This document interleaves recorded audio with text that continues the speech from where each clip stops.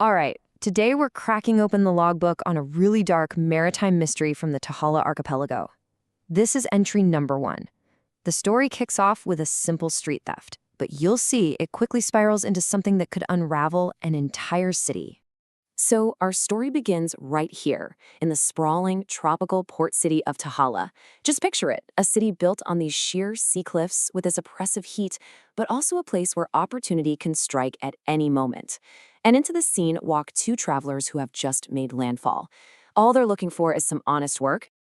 So let's get to know our main players. First up, we've got Orthes Lighthold. He's a Lianan, paladin. That's right, a lion-headed holy warrior, literally bound by a sacred oath of vengeance. And with him is Jay, a Goliath barbarian. He's this quiet mountain of a man, a seriously formidable fighter who honestly is just looking for a simple contract. No drama. Now, they haven't even really left the harbor before they get a taste of Tahala's, let's call it, unique character. They're in a district known as the Dock Triangle, a place where opportunity and crime are basically two sides of the same coin. This city tests newcomers, and it tests them fast. And their first test isn't some big monster.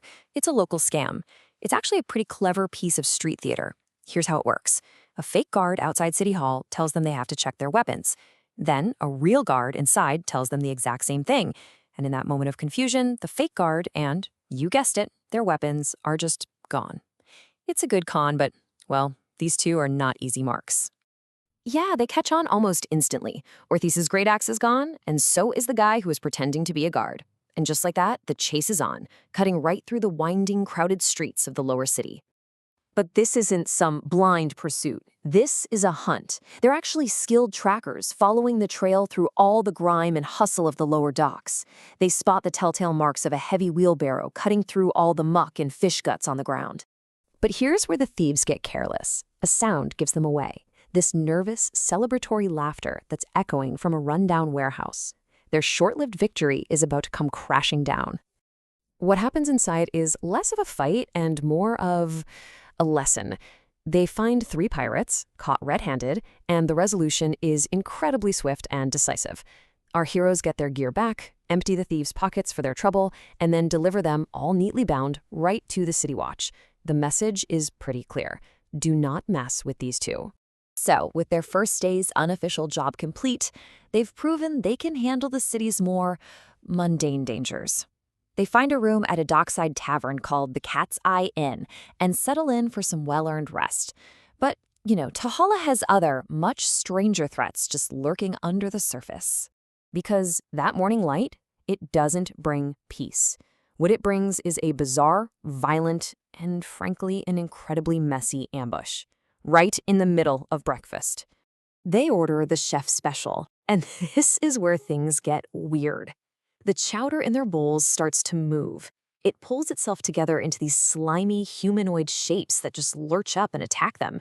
Even the chef himself twists and morphs into this monstrous golem with crab claws.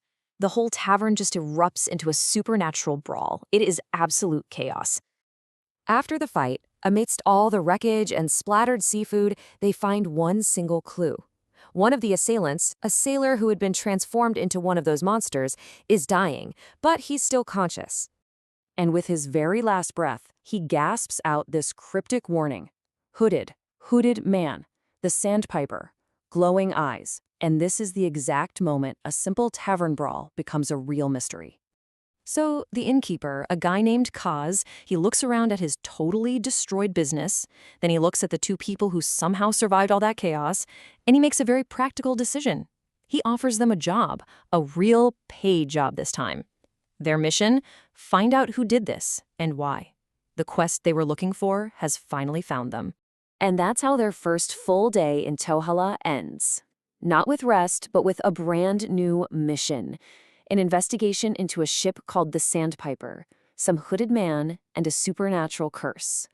What they're about to find in the shadows of this city's docks isn't just going to solve a mystery, it is going to change everything